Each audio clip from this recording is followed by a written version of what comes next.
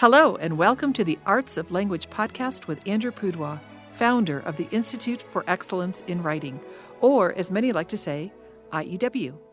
My name is Julie Walker, and I'm honored to serve Andrew and IEW as the Director of Marketing. Our goal is to equip teachers and teaching parents with methods and materials which will aid them in training their students to become confident and competent communicators and thinkers.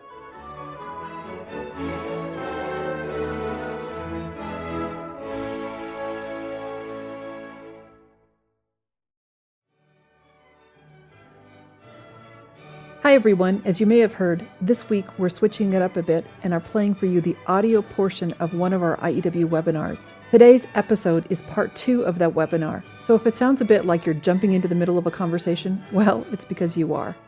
And like we do for each podcast recording, we'll post any links or websites mentioned at iew.com/podcast. Enjoy!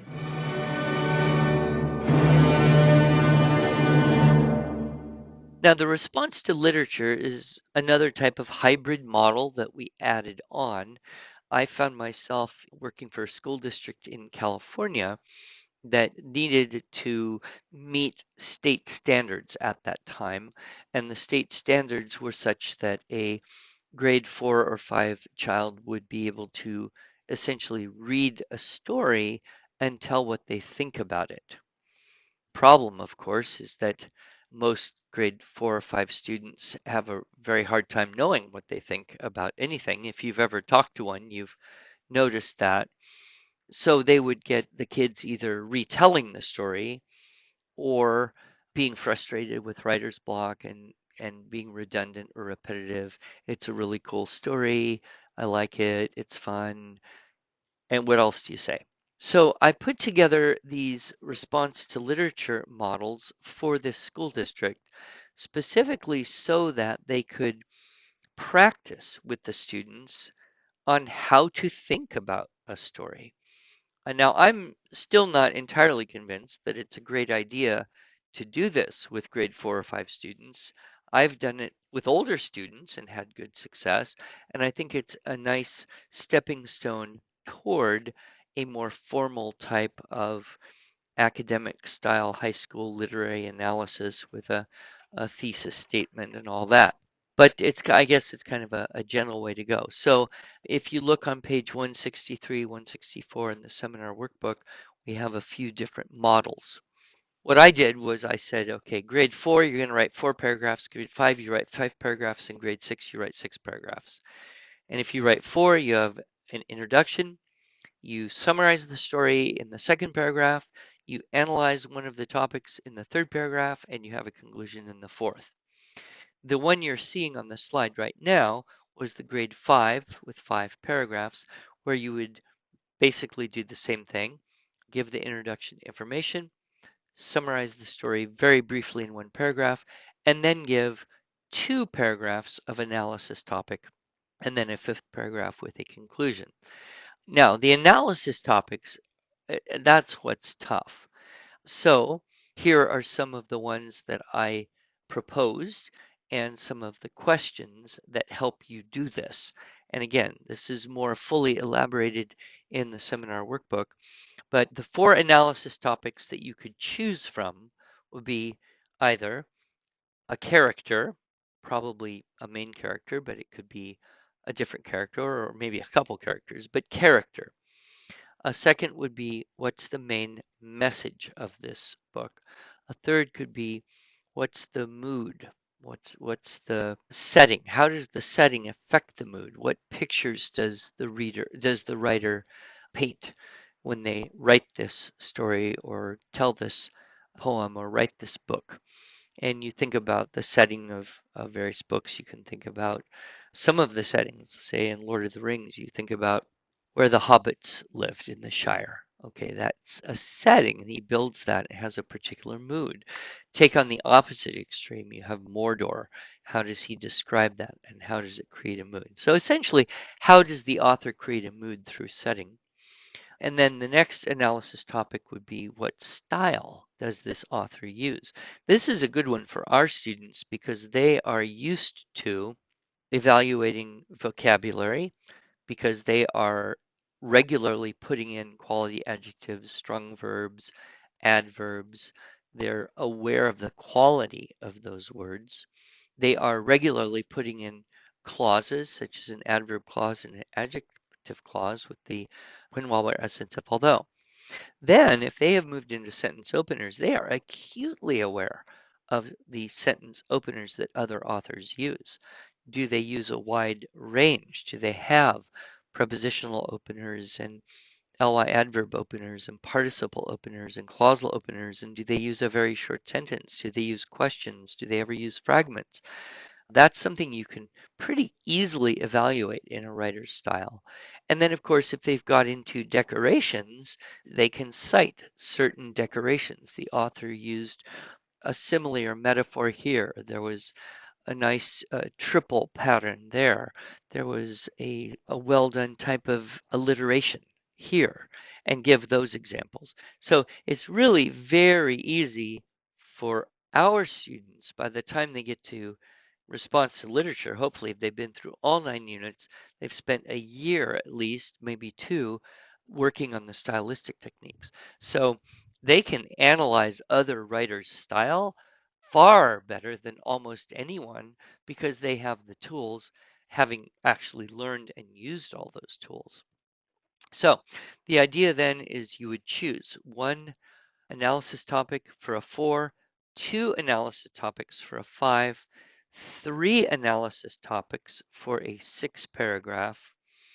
You'd also include a short 1 paragraph summary.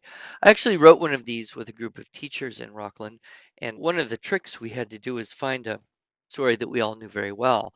And it seemed as though everyone in the room had watched The Wizard of Oz. So we worked on the movie The Wizard of Oz and actually got the entire plot of the entire movie into 1 paragraph. You do have to leave a whole lot of stuff out, but that can be done.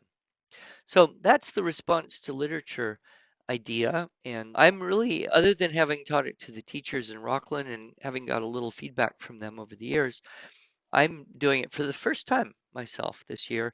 And I have to say, I'm fairly impressed with what the kids are doing. They're really jumping in and doing some good analysis of characters and setting and theme and style. So, just to kind of recap a little bit, when you're doing Unit 9, start with a short story. You don't want it to be too long.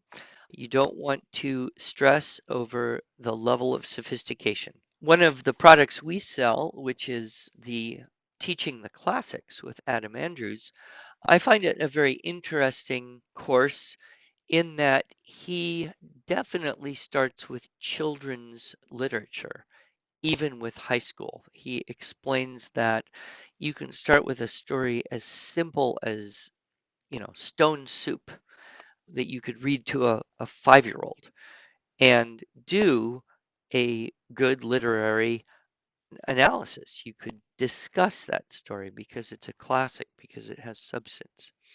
So it's okay to start with things that are easy. We always recommend you make, or we're happy if you buy our posters. The posters are there to continuously remind the student of the model, and that's good. And make your vocabulary charts, use the critique thesaurus, and then check out some samples, both from the IEW forum as well as our Magnum Opus magazine. I think we'll have a link coming up later.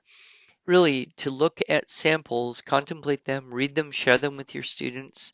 That is one of the best ways, I think. In fact, I have even noticed in my own teaching this year, think back on the things that I wish had been a little smoother, that they had got a little more clearly. And I always point to myself saying, I should have modeled it better. I should have had a sample. I should have shown them more explicitly, with student samples, with things I wrote, with other examples. It's one thing to talk theory, here's the outline, but that it's another to see that laid out very clearly. So don't be afraid to help as much as the students need. And, when you get to this Unit 9 and beyond, just do it together. Brainstorm a bunch of ideas together. If you have a small group to work with, that makes it even easier. Put all those ideas up on the whiteboard, and then they've got stuff to choose. And there's 5 times as many things as they might have thought of on their own, but they have the freedom to then choose and practice with and apply. And so working together, very, very helpful, very important. Our theme-based books at level B go all the way to Unit 9. Some of our level A books, as you see, go only up to Unit 7. And so if you want some ready to go critique applications, there you have it. The high school essay intensive it's a 1-day course when I teach it live, but the DVD course, we've added to it handouts with additional tips, practice on text analysis, response to literature prompts, and examples of college application essays. So it's a much more extensive product if you get the video with the complete handouts. Oh yeah, any more questions? Melissa, okay, this is a canned question because it's on the slide.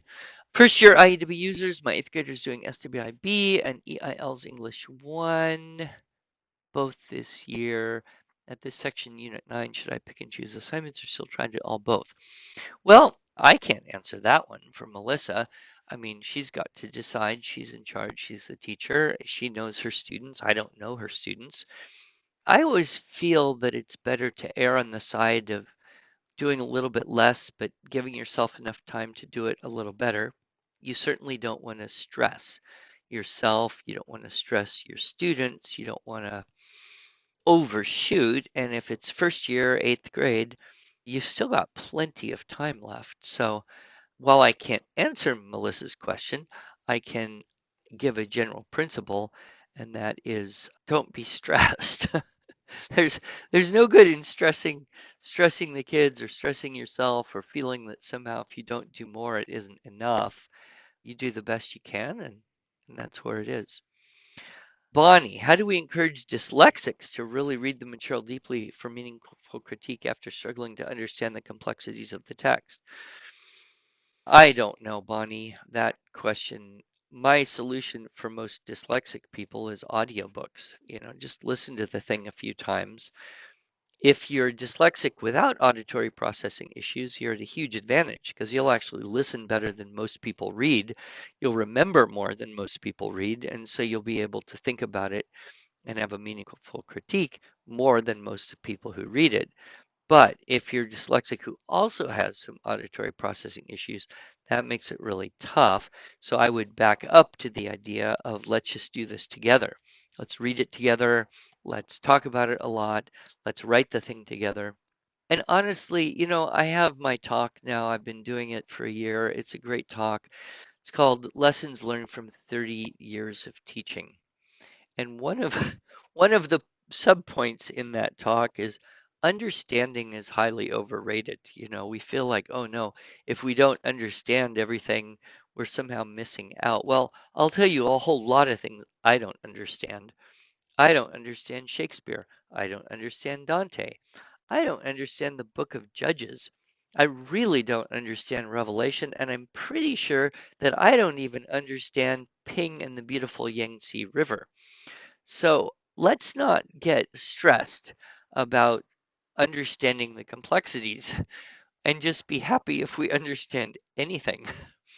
With the dyslexic student, you just have to use whatever multisensory approach you can, go at the speed that you can go, do it all together, and trust that good learning is occurring.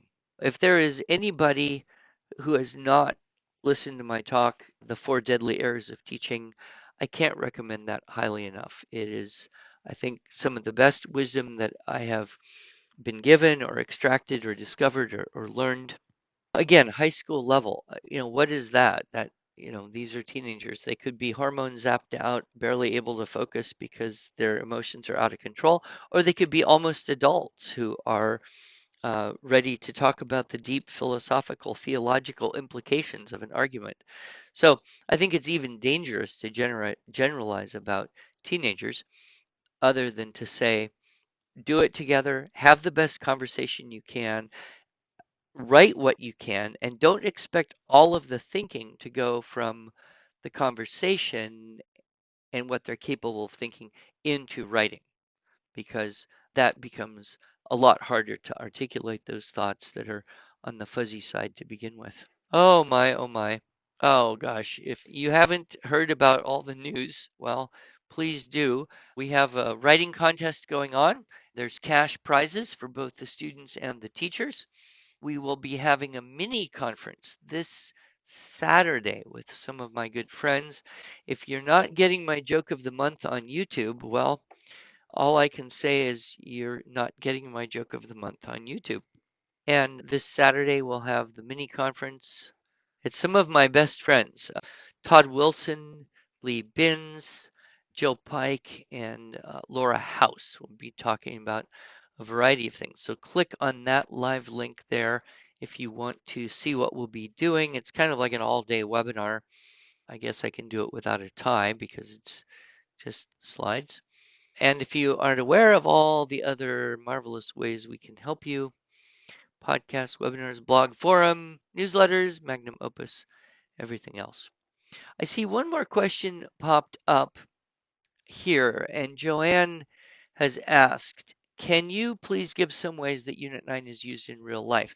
You know, Joanne, the two best places I see the Unit 9 skills applying in the real world, number one, by far the best, is movie reviews.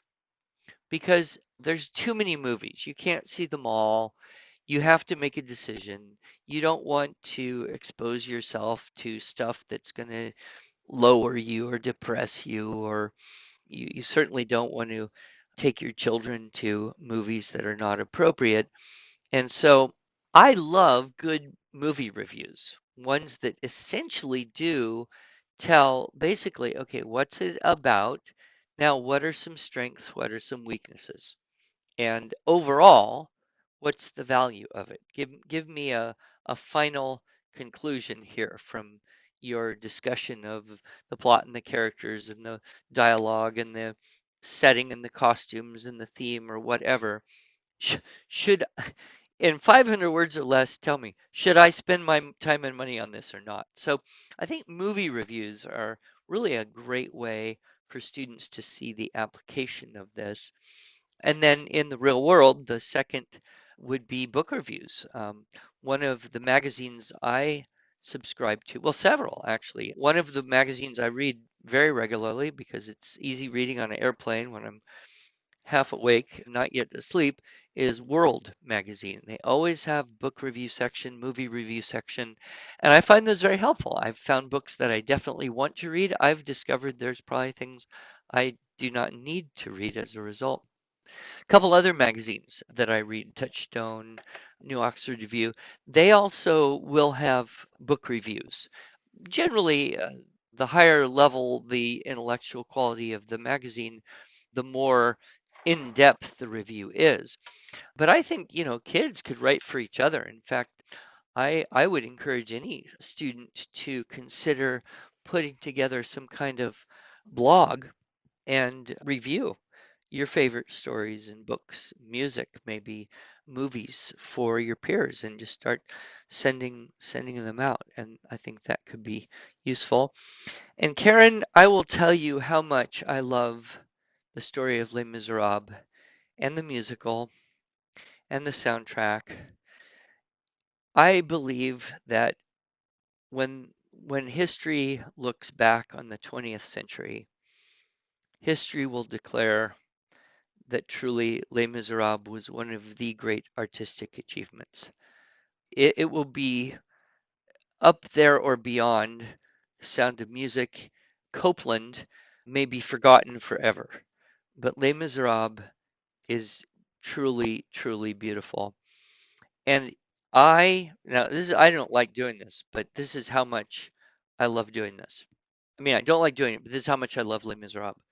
So next Sunday after church, my wife and I and my youngest daughter and her fiance are going to drive 4.5 hours to Dallas to see a live performance of Les Miserables, which is not cheap, I will tell you.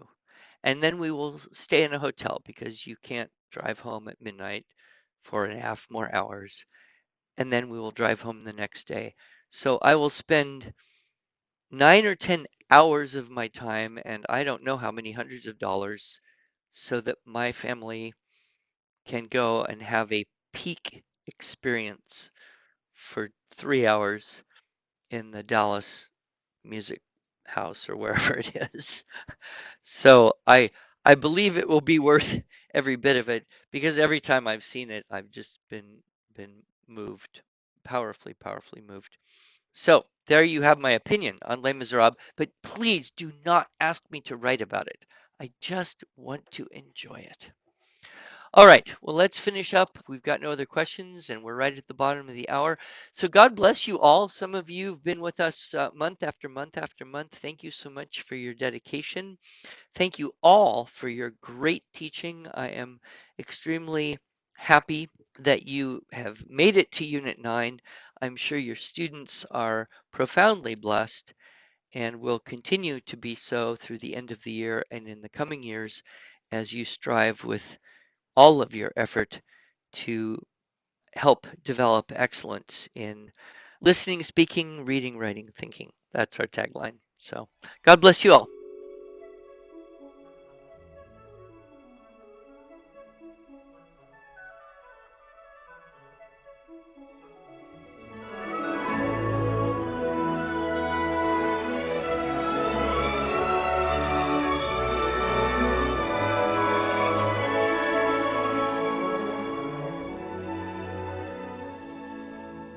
Thanks so much for joining us.